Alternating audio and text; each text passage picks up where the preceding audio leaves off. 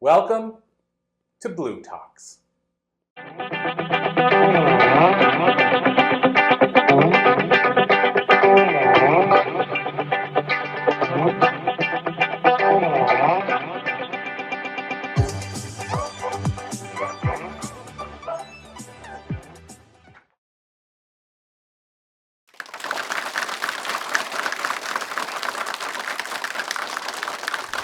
Empathy is not just a nice to have, but is the glue and accelerant for the next era of transformation in business. Who do you think said that? Do you think it was Rhonda in HR? Do you think it was somebody that was brought in to completely overhaul the culture of a large organization? Or maybe it was said at a local mental health fair. Steve Payne, vice chair of the Americas, all of them, for Ernst & Young said that. You know, the Ernst & Young, the top 4 global consultancy, the one that Fortune 500 companies bring in to make them better, faster, stronger, leaner, and more profitable. Yeah, that Ernst & Young. And when an organization like that starts talking about empathy, we should really take note.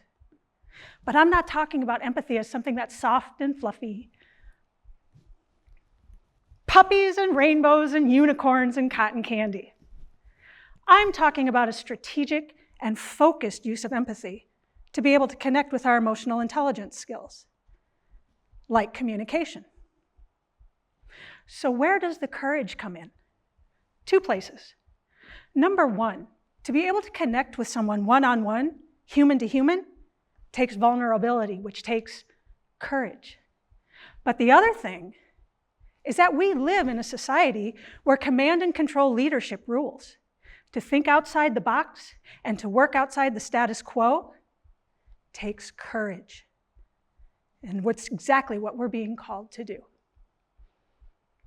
Let me ask you 3 questions. First one's a gimme.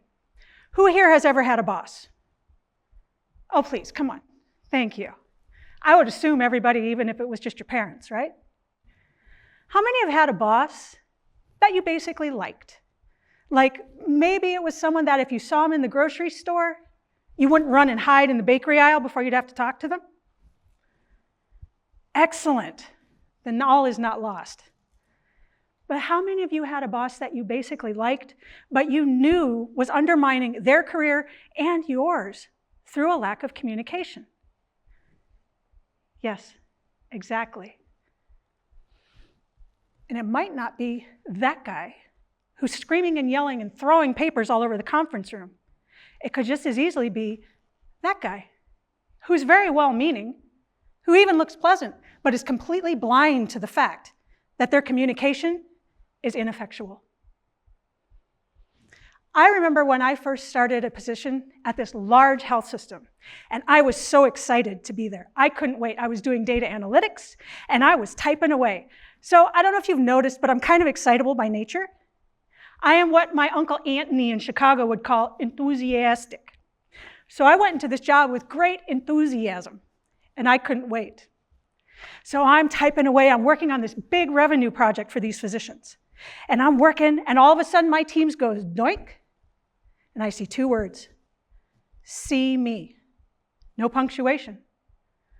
So I had to go see my boss. And when I walk in, I see this.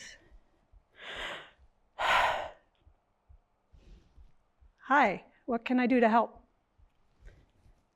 I need you to find a package.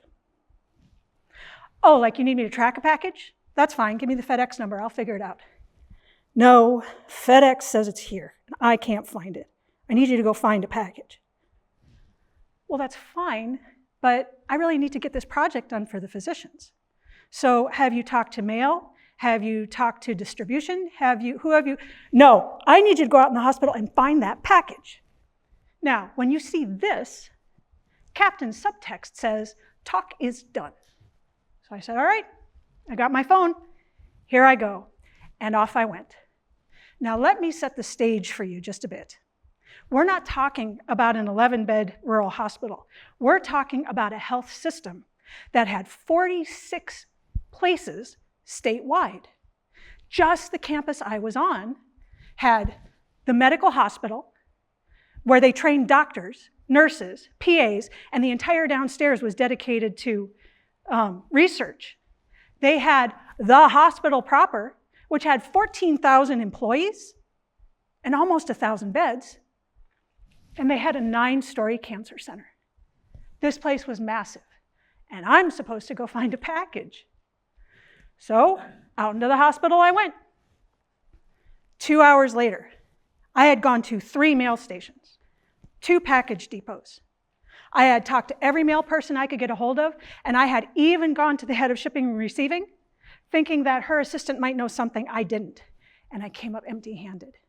And all I knew is I was going to have to go back and tell my boss that I couldn't find her package. Now, before I go any further, let me tell you about what I do. Because what I teach is what I call EQ via empathy. Now, what that is a strategic and focused use of empathy for the effective and actionable use of emotional intelligence, or EQ. Empathy is when we can relate to another human being one-on-one. I feel what you're feeling. I can at least get a base understanding of what you need. I've heard it described as empathy is what gets me out of my bubble and into yours. And I think that's a really good way of defining it. Emotional intelligence is when I can understand and control my emotions and understand yours. I like to think of it as a big tool bag. And it has all of the soft skills that go along with emotional intelligence in it. There's communication. There's self-discipline. There's diplomacy. There's self-regulation. There's hammers and saws and wrenches and chisels. And it is such a big tool bag, there's probably a bandsaw in there somewhere. So by first connecting with you with empathy and understanding what you need, I can now reach into my tool bag and I know to grab a wrench instead of a hammer. Strategic and focused use of empathy, not fluffy. For an actionable use of emotional intelligence, and that actionable is important because although statistically speaking, most of us have empathy, most of us don't know how to use it, especially in an organizational setting. I like to compare this to having a treadmill. How many of you have a treadmill or exercise equipment that sits in the corner of a room somewhere? Oh, nobody's admitting it. Come on. Yeah, right? And it sits in the corner of the room unused. You might hang clothes on it. Maybe there's a cat sleeping on it. Maybe if you're really motivated, you dust it once a month. But because you're not using it, you're not getting the best outcome from it. And empathy and EQ are exactly the same. It's one thing to have them. It's another to use them. And that's precisely what I'm talking about here. So now that you have a little better idea what we're talking about, let's talk about what's being lost every single year through bad communication, through that specific skill. Every year, the United States loses 1.2 trillion with a T dollars to bad communication. And it looks like that. That is a lot of zeros. Now, because I am here at Cambridge University, and I am so happy to be here and so grateful, it looks like that in British pounds. 933 billion pounds. Now, either way you look at it with either currency, that's a lot of zeros to just flush down the drain. Plus, it's a really hard number for the human brain to get a hold of. So, let's make it a little more tangible. If you are in the market to buy a tropical island, I have a great one for you. It's called Cave K Bahamas. It's already set up for a resort. It has a helipad. It has a landing strip. It has a harbor. It probably already has little drinks on the beach with little umbrellas in them. And it can be yours for the bargain price of $110 million. The richest man on the planet, who right now is a man. And we're going to kind of make up an imaginary conglomeration because whoever's in that top spot kind of jockeys around, right? So we're going to call our imaginary billionaire Mr. Elongated Muskrat. Mr. Muskrat is only worth $250 billion. Yeah, I never thought I would use the word only in front of $250 billion. NASA says We can send a manned space mission to Mars, complete with everything that we need to survive there, for $500 billion. So let's stack this up. We can send Mr. Muskrat to Mars, have a heck of an after party on his tropical island when we get back, and still have $499 billion left over. And that's what we flush down the drain in bad communication every year in the United States. Now that's profit. Let's talk about people. According to the State of Business Communication report, which is put out by Grammarly-Harris every year, we lose 7.75 hours of work per employee per week. So that would be like me coming in as a leader and saying, hey, everybody, from this Friday to every Friday forward, I want you to come in on Friday for 15 minutes. Grab a donut, grab a cup of coffee, chat for 15 minutes, and then you can go on about your day. Because I'm going to spend the next 7 hours and 45 minutes scheduling meetings that could have been an email. And make no mistake, that's every Friday. And it's not just the quality of the communication, but the quantity. As we get more, whether it's Teams or Zoom or Slack or Outlook or email or DM or text or whatever, the quality of the communication goes down. The same report says that 100% of these employees expect to receive bad communication every week, but 26% expect to lose it every day. Every single day. Think about that from the employee's point of view. You may not be able to get your job done, the one that you were hired to do, because you can't get the right information. You may lose productivity. You may be anxious and frustrated. You may feel unappreciated. You may lose respect for your leadership because they can't just get you good information. And at the end of the day, you may decide to leave. Oh yeah, what's the end of my story? After 2 hours, I went back and I found out that that package had arrived 15 minutes after I had left. And no one told me. I got chewed out by the physicians. And within 2 months, I found another job. These aren't just statistics. These are real stories with real people, with real consequences. Now, in this case, we're talking about someone who's basically well-intended if misguided, right? But what if we're talking about someone who actually uses communication as a weapon?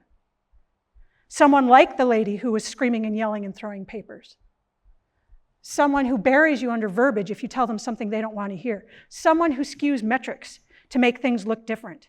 What about that? I remember when I got my first position as a faculty member, and I was so proud. I was so excited, enthusiastic, right? I did 15 years in my field. I got my doctorate. I did all the things I was supposed to do, and I moved my cookies cross country. So I walk into the first faculty meeting of the year. Unbeknownst to me, the final faculty meeting the year before had devolved into a screaming, yelling match. But I didn't know that. So I go to the front row and I sit down. Somebody sits next to me who I don't know, which makes sense because I didn't know anybody.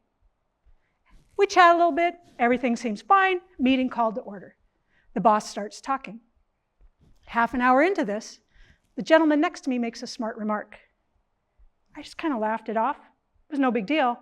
But that's when I saw our boss go across the table at him, in his face, this far from me, and say, if I want to hear anything from you, I'll tell you. Had I been less naive, I would have understood that this was a huge red flag, that it wasn't going to get any better, and I wouldn't have wasted 7 years trying to salvage a dream job that had been sunk. And that's my point.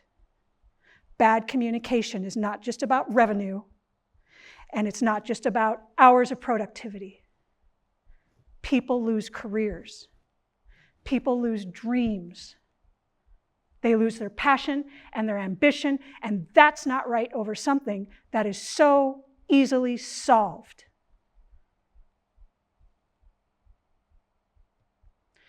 So we've talked about the bad and the ugly. Let's talk about the good. What do you stand to gain if you can master communication? According to the science of people, someone who is a good communicator stands to make $29,000 more per year than their compatriot in the same field. Now, over the course of a lifetime, that's almost $1.2 million, which is not going to buy you an island in the Bahamas, but it will buy you a little island off the coast of Vermont called Fish Bladder Island. This is real. Now, if it were me, the first thing I would do is change the name. However, I'm not huge on nor'easters anyway. So instead of buying an island, why don't you buy a house or several houses? You could send your kids to college. You could just have a better standard of living. And all for just learning how to be a better communicator. People that are good communicators tend to be 45% happier, which means better mental health, better physical health, longer life, richer and more fulfilling relationships, and better careers. Because this is not something that you stuff in your desk drawer when you go home. It goes with you everywhere. You become a better communicator, and that makes your life better. It's a no-brainer. Why wouldn't you? Now, let me be really clear, because this takes courage. This takes a lot of courage. We are going outside the status quo. I'm expecting you to think differently than the command and control leadership styles of the past. And I don't want you to continue to do things the way you've always done them because they've always been done that way. And this is important. It takes courage. Now, this audience has been exceptional. And I can tell because we are communicating. Part of communication is being interactive and participatory. And you have been, and I'm very grateful for that. So today when you leave, I'm going to send you out that door with two things. Number one, research says that we have 7 to 9 opportunities to interact with people with empathy in a given day. So when you go out that door and into your daily life, I want you to be aware. I don't want you doing this, or this, or this. I want you to take the time to connect with the people you're with. Because at the end of the day, whether we're talking large organizations of multi-billion dollars or a person to person, we are all just human beings being human. The second thing is, when you find these opportunities, I want you to use them to be a better communicator. Take your time. Don't be afraid to be vulnerable. Use that empathy. Because if you can use it with one person, you can learn to use it for a lot. Benjamin Franklin said, there are 3 kinds of people in this world. There are those that are immovable. Can't change, won't change, don't want to change, are happy with the status quo to do it how it's always been done. There are those that are movable, which means they're the ones that know something needs to change. Something. They're curious. They know there's a better way. But most importantly, there are those that move. Which one are you?